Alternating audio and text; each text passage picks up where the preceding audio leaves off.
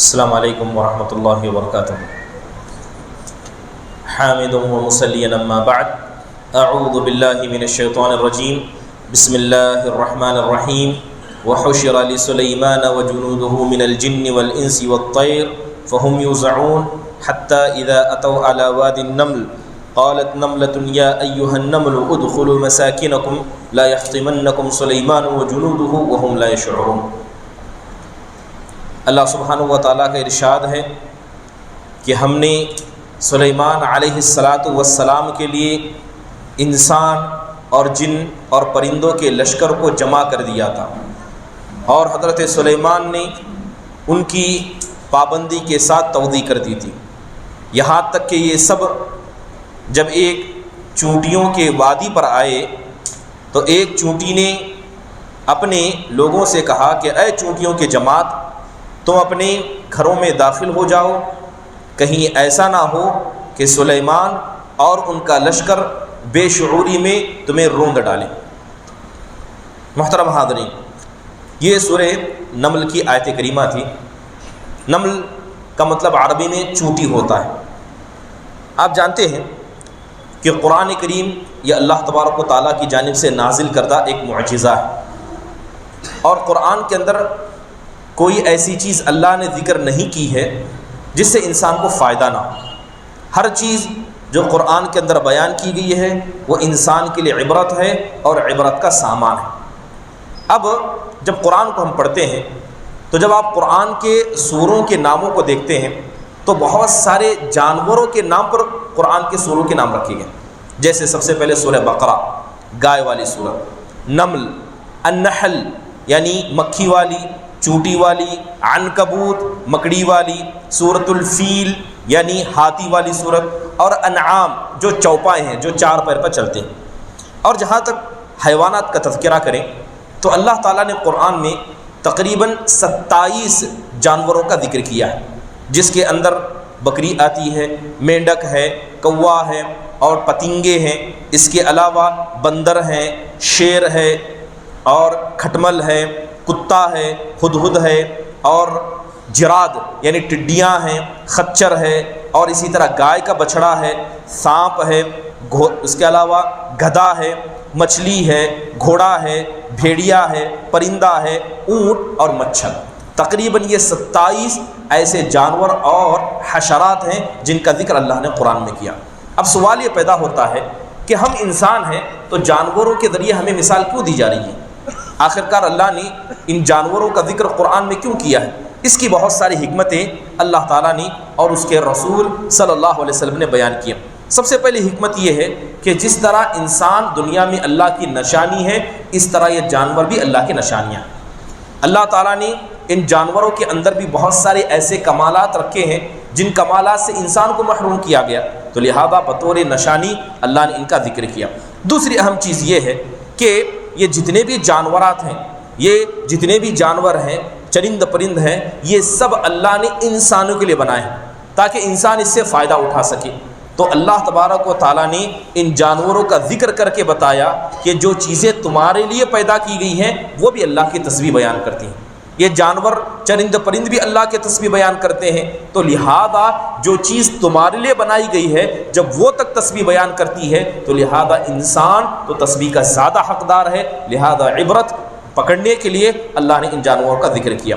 دوسری اہم چیز یہ ہے کہ یہ تو جتنے بھی جانور ہیں اللہ تعالیٰ نے ان کو عقل نہیں عطا کی، نہ ہی ان کو اللہ تعالیٰ نے سوچنے اور سمجھنے والا دل عطا کیا ہے۔ اس کے باوجود بھی ان جانوروں کے اندر بہت ساری ایسی نشانیاں اللہ نے رکھی ہیں جو ہمارے لیے قابل غور ہیں۔ اللہ تعالیٰ بتانا چاہتا ہے کہ ان شر الدواب عند اللہ الصم البکم، کہ اللہ تعالیٰ نے بہت سارے جانوروں کا ذکر کیا ہے، اور جانوروں میں سب سے برا جانور اللہ کے نزدیک وہ ہے جو بہرا ہے اور گونگا ہے اور عقل نہیں رکھتا ہے، یعنی اللہ کی کتاب پر ایمان نہیں لاتا، نہ اس کی دعوت و تبلیغ کرتا ہے، نہ صحیح باتوں کو سنتا ہے، نہ اسلام لا کر اس پر عمل کرتا ہے۔ تو اللہ تعالیٰ نے ان جانوروں کا ذکر کر کے کہا کہ ایسا انسان ان جانوروں سے بھی بدتر ہے، ایسا انسان ان جانوروں سے بھی گیا گزرا ہے۔ اب بات کریں سورہ نمل چونٹی والی سورت کی، تو اس کے اندر اللہ تبارک و تعالیٰ نے اپنی برگزیدہ بندے حضرت سلیمان علیہ السلام کا ذکر کیا اور ایک بڑا پیارا قصہ ذکر کیا۔ ہوا یہ کہ آپ جانتے ہیں کہ حضرت سلیمان اللہ تبارک و تعالیٰ نے انہیں کیسی خدادار صلاحیتوں سے نوازا تھا۔ اللہ نے باپ کی طرح بیٹے کو بھی بادشاہ بنایا تھا، اور ان کی بادشاہت صرف انسانوں پر نہیں، ان کی بادشاہت جنوں پر تھی، پرند پر تھی، چرند پر تھی، یہاں تک کہ اللہ نے ہوا کو بھی ان کے ماتحت کیا تھا۔ جس طرف چاہتے اس طرف ہوا چل پڑتی تھی۔ پرندوں کو انہوں نے اپنی مجلسوں میں اکٹھا کیا، جب حضرت سلیمان نکلتے تو آپ کے ساتھ حیوانات نکلتے، جن آپ کے ساتھ نکلتے، چرند پرند نکلتے، یہاں تک پرندے صف باندھے ہوئے برابر حضرت سلیمان کے اوپر چلا کرتے۔ تو اللہ تبارک و تعالیٰ نے ایسا کیا ہے معجزہ ان کو عطا کیا تھا۔ تو لہذا حضرت سلیمان انسان، جن، چرند پرند کا لشکر لے کر نکلے، اور جیسی ہی لشکر لے کر نکلے تو ان کا گزر ایک چونٹی کے وادی سے ہوا۔ آپ جانتے ہیں کہ چونٹیاں حجم کے اعتبار سے بڑی چھوٹی ہوتی ہیں، انسان کھڑے ہو کر دیکھے تو شاید چونٹیوں کو نہ دیکھ پائے، انہیں دیکھنے کے لیے انسان کو غور کرنا پڑتا ہے۔ لہذا جس راستے سے حضرت سلیمان جا رہے تھے وہاں پر چھوٹا سا ایک چونٹیوں کا گھر تھا۔ تو جیسے ہی اس گھر کے قریب پہنچے اور ایک چونٹی نے دیکھا، دیکھ کر کیا ہے اس نے چلاتے ہوئے اپنے ساتھیوں سے کہا کہ اے چونٹیوں کی جماعت، سب کے سب جلدی اپنے گھر میں داخل ہو جاؤ، اپنے بل میں داخل ہو جاؤ، کیونکہ یہ حضرت سلیمان ہے اور یہ ان کا لشکر ہے۔ مجھے پتا ہے کہ اگر یہ ہمیں نہ دیکھے تو یہ ہمیں روند ڈالیں گے، یہ ہمیں روند ڈالیں گے، لہذا سب داخل ہو۔ اللہ تبارک و تعالیٰ نے حضرت سلیمان کو جانوروں کی آواز کو سمجھنے کی صلاحیت دی تھی، تو حضرت سلیمان سمجھ گئے اور اللہ نے اتنی باریک آواز کو حضرت سلیمان علیہ السلام کو سنا دیا۔ جیسی حضرت سلیمان نے سنا تو حضرت سلیمان ہنسنے لگے، حضرت سلیمان ہنسنے لگے اور رب سے کہنے لگے ربی اوزعنی ان اشکر نعمتک التی انعمت علی۔ اے اللہ، تو نے اس چونٹی کی جو فریاد مجھے سنائی، اس چھوٹے سے جانور کی آواز کو میں نے سنا، اور یہ ساری نعمتیں تو نے جو عطا کی، اے اللہ تو مجھے توفیق دے کہ میں تیرا شکر گزار بندہ بن سکوں، میں تیرا شکر گزار بندہ بن سکوں۔ اب دیکھیں اس سے، ان صورت سے بہت ساری چیزیں ہمیں سمجھ میں آتی ہیں۔ پہلی چیز یہ ہے کہ جب اللہ تبارک و تعالیٰ نے اس واقعے کو ذکر کیا تو حضرت سلیمان نے کہا، اللہ تعالیٰ فرماتا ہے کہ وَلَقَدْ آتَيْنَا دَاؤُودَ وَسُلَيْمَانَ عِلْمًا وَقَالَ الْحَمْدُ لِلَّهِ الَّذِي فَضَّلَنَا عَلَى كَثِيرٍ مِّنْ عِبَادِنَا الْمُؤْمِنِينَ۔ حضرت سلیمان اور داؤد کو ہم نے علم عطا کیا، تو ان دونوں نے کہا کہ تمام تعریفیں اس رب کے لیے ہیں جس نے مومنوں پر ہم کو چنا ہے۔ تو گویا علماء اکرام فرماتے ہیں کہ حضرت سلیمان کو اللہ نے بادشاہت دی تھی، حضرت داؤد کو اللہ نے بادشاہت دی تھی، مال سے، دولت سے، ہر چیز سے نوازا تھا، مگر انہوں نے سب سے پہلے جس چیز کا شکریہ ادا کیا وہ علم تھا۔ کہا کہ اللہ نے جو ہمیں علم دیا ہے سب سے پہلے اس کا شکریہ ہے۔ تو لہذا جس شخص کو علم دیا جاتا ہے وہ انسان اللہ کے شکریہ کا سب سے زیادہ مستحق بنتا ہے کہ وہ اللہ کا شکر ادا کرے۔ دوسری اہم بات یہ دیکھیں کہ جو بھی انسان قوم کے اندر رہتا ہے، قوم کے اندر رہے تو وہ زندہ رہے، اس کا کردار مردہ نہ ہو۔ ایک چھوٹی سی چونٹی جب اس نے اپنی قوم پر خطرے کو دیکھا تو سب کے سامنے اعلان کرتے ہوئے کہا، اور اس نے اپنی ذمہ داری کو ادا کیا اور کہا کہ چونٹی کی جماعت تم سب کے سب کیا ہے اپنے گھروں میں داخل ہو جاؤ۔ تو یہ عبرت ہے ان لوگوں کے لیے جو معاشرے کے اندر رہتے ہیں اور اپنے جماعت والوں کے ساتھ رہتے ہیں، مسلمانوں کی جماعت میں رہتے ہیں اور اسی طرح اکٹھا رہتے ہیں، لیکن اس کے باوجود اپنے ساتھیوں کو حرام کماتے ہوئے دیکھتے ہیں، غلط معاملات میں دیکھتے ہیں اور انہیں ٹوکا نہیں کرتے ہیں۔ تو اللہ تعالیٰ نے اس چونٹی کے ذریعے یہ بتایا کہ اگر کوئی آدمی جماعت میں رہے اور جماعت کو کیا ہے سچی بات کی ترغیب نہ دے، برے باتوں سے نہ بچائے، تو ایسی زندگی کا کوئی فائدہ نہیں۔ ایسا انسان اگر جا کر کہیں تنہے تنہا رہے تب بھی کوئی فرق نہیں پڑتا، لوگوں کے درمیان رہے تب بھی فرق نہیں پڑتا۔ لہذا اگر انسان معاشرے میں اپنا مقام بنانا چاہتا ہے تو اللہ تبارک و تعالیٰ کے فرمان الامر بالمعروف والنہی عن المنکر کو ادا کرے۔ دوسری اہم چیز یہ ہے کہ حضرت سلیمان علیہ السلام کو جب اللہ نے نعمتیں عطا کی تو حضرت سلیمان نے کہا ربی اوزعنی ان اشکر نعمتک التی انعمت علی وعلی والدی۔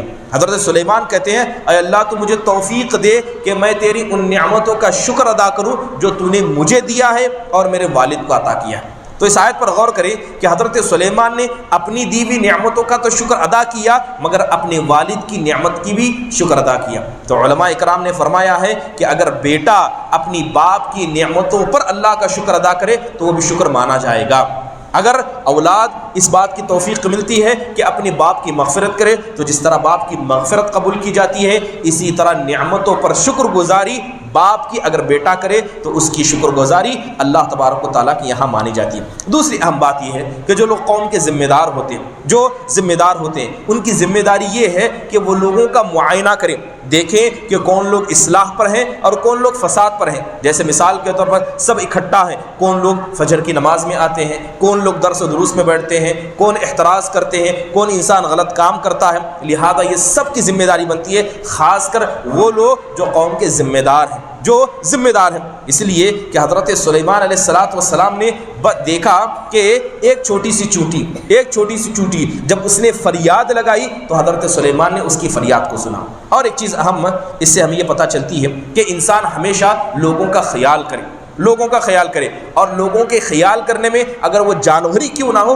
اس کا بھی اسلام خیال کرنے کا حکم دیتا ہے۔ اسلام نے جس طرح لوگوں کی عزت کرنے کا حکم دیا ہے، اسی طرح لوگوں کی فیلنگ، ان کے احساس کو بھی سمجھ کر ان کے احساس کو بھی ٹھیس پہنچانے سے منع فرمایا۔ یہی وجہ ہے کہ اللہ کے رسول صلی اللہ علیہ وسلم نے منع فرمایا کہ ایک جانور کے سامنے دوسرے جانور کو کیا نہ کیا جائے، ذبح نہ کیا جائے، کیونکہ اس کی وجہ سے وہ دوسرا جانور کیا ہے، ان جانوروں کو مرتے دیکھ کر وہ بھی کیا ہے، اپنے اندر تکلیف کو محسوس کرتا ہے۔ تو حضرت سلیمان نے ایک چھوٹی چونٹی کو دیکھا کہ وہ چونٹی کیا ہے، اپنے قوم والوں کو بچانے کی کوشش کر رہی ہے۔ تو حضرت سلیمان نے اتنے بڑے لشکر کو، جس میں انسان جند پرندے، سب کے راستے کو بدل دیا۔ ایک چونٹی کی وجہ سے حضرت سلیمان نے اپنے راستے کو بدل دیا۔ تو یہ بات بتاتی ہے کہ جس طرح اسلام نے انسانوں کی عزت کرنے کا حکم دیا ہے، ویسے ہی اسلام جانوروں کی بھی عزت کرنے کا حکم دیتا ہے۔ اور دوسری اہم چیز یہ ہے کہ اس کے بعد اللہ تبارک و تعالیٰ نے ایک بڑا پیارا قصہ ذکر کیا ہے، وہ قصہ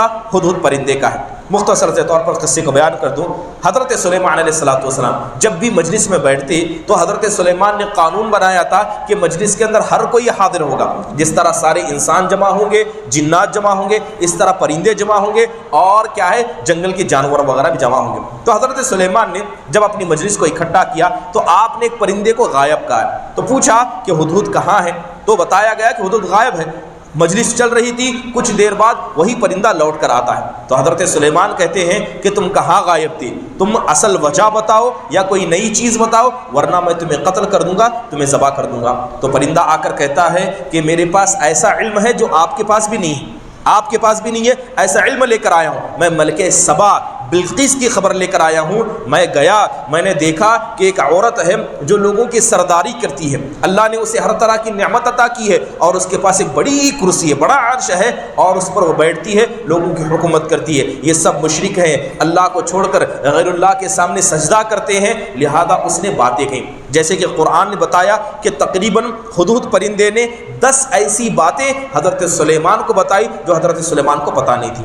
تو جیسے ہی حضرت سلیمان نے سنا تو کہا کہ میں تمہاری بات کی تحقیق کرنا چاہتا ہوں کہ تم سچے ہو یا جھوٹے۔ لہذا ایک خط لکھا گیا اور خط لکھ کر کہا کہ لے جاؤ، اس خط کو لے جا کر اس ملکہ سبا بلقیس پر پیش کر دینا۔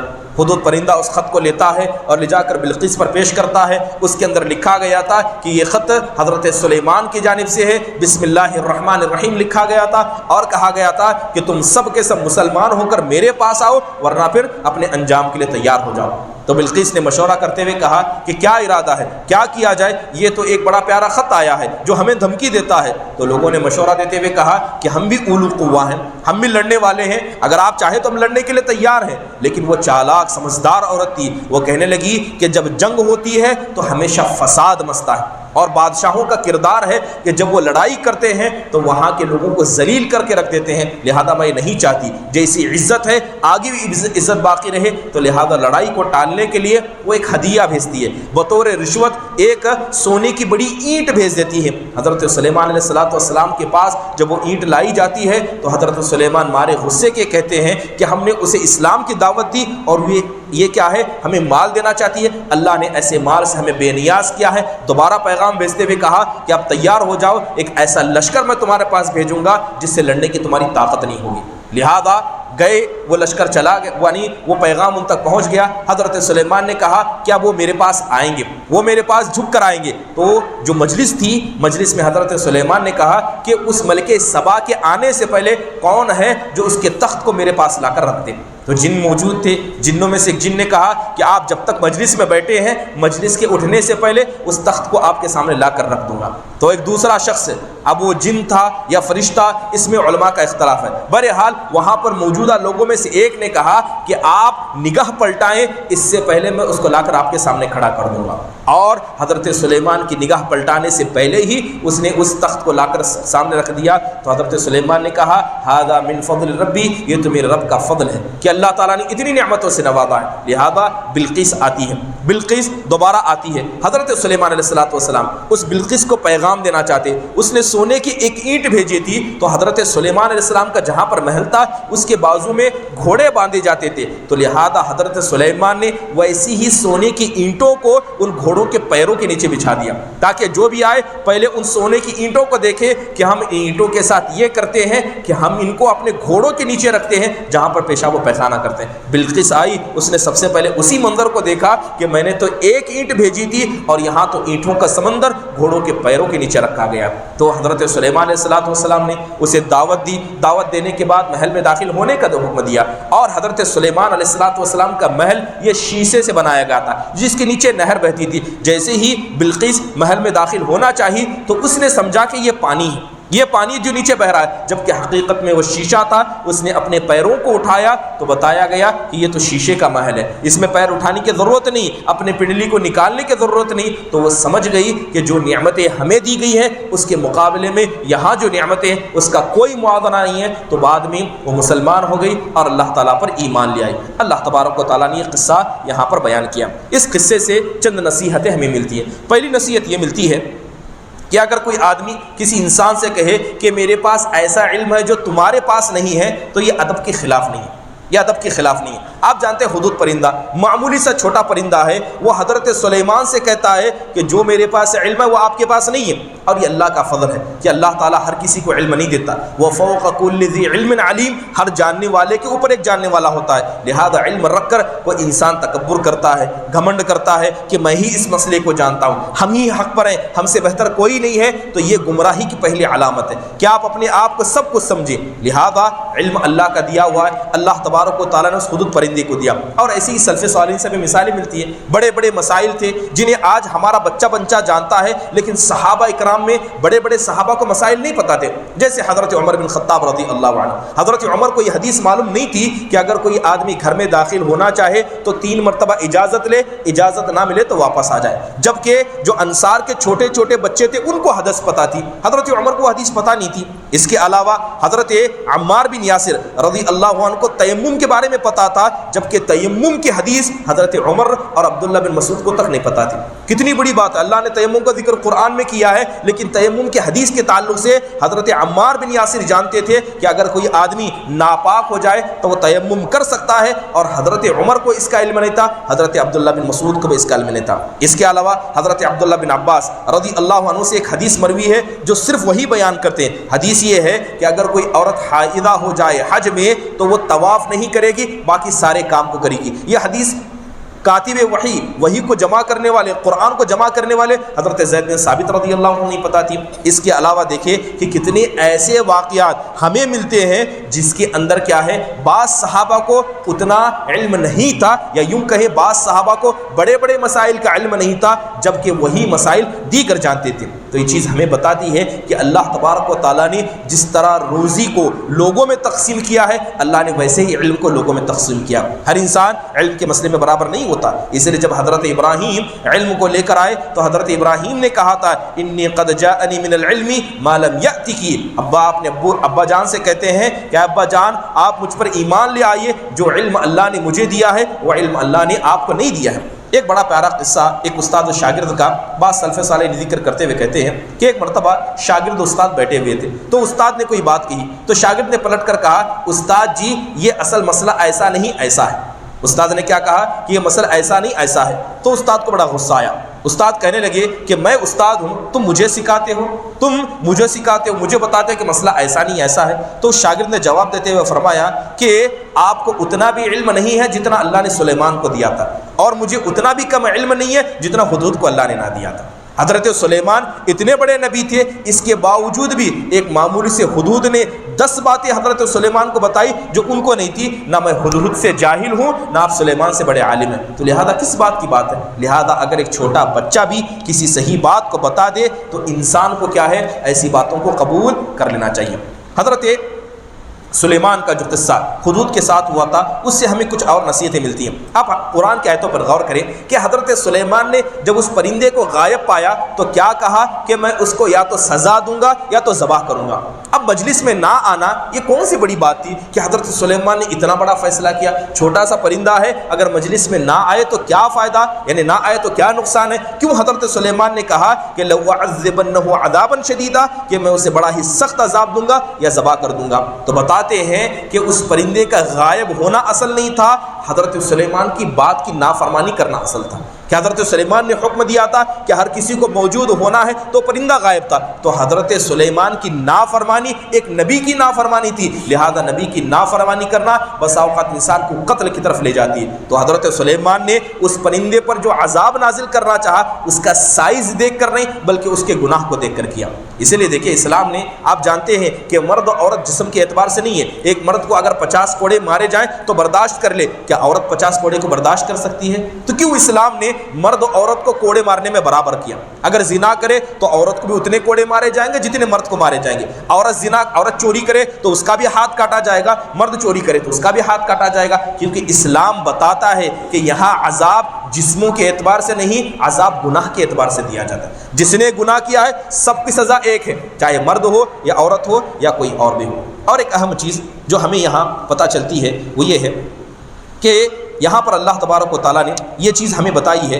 کہ جب حدود پرندہ پیغام لے کر آیا تو حدود پرندے نے ایک بات کہی تھی، اس نے کہا کہ وَزَيَّنَ لَهُمُ الشَّيْطَانُ أَعْمَالَهُمْ فَصَدَّهُمْ عَنِ السَّبِيلِ، کہ جو لوگ مشرک ہیں یعنی بلقیس کے ماننے والے ہیں، یہ اپنے اعمال ہی کو اچھا سمجھتے ہیں، یعنی جسے وہ کر رہے ہیں وہ اس کو اچھا اور صحیح سمجھ کر رہے ہیں، تو گویا شیطان نے انہیں راہ حق سے بھٹا کر رکھا ہے۔ تو علماء اکرام اس سے مسئلہ مستدل کرتے ہوئے کہتے ہیں کہ اگر کوئی آدمی اپنے کیے گئے عمل ہی کو صحیح سمجھے یہ گمراہی کی پہلی علامت ہے۔ آپ کو اللہ نے علم دیا، کسی مسئلے کو آپ صحیح سمجھتے ہیں یا کوئی عمل آپ کرتے ہیں، اس عمل کو آپ سب سے اچھا سمجھے یا اس علم کو سب سے اچھا سمجھے یا اس مسئلے ہی کو سب سے اچھا سمجھے، تو کہا جاتا ہے کہ یہ گمراہی کی اصل بنیاد ہوتی ہے۔ انسان کیا ہے؟ میزان، انسان کو جو ترازو ہے انسان کی اپنی ذات نہیں بلکہ کتاب و سنت ہونی چاہیے۔ صحیح عمل وہ ہے جو کتاب و سنت میں بتایا گیا، نہ کہ صحیح عمل وہ ہے جسے انسان صحیح سمجھے، تو یہ تقاضا ضروری ہے۔ دوسری اہم چیز یہ ہے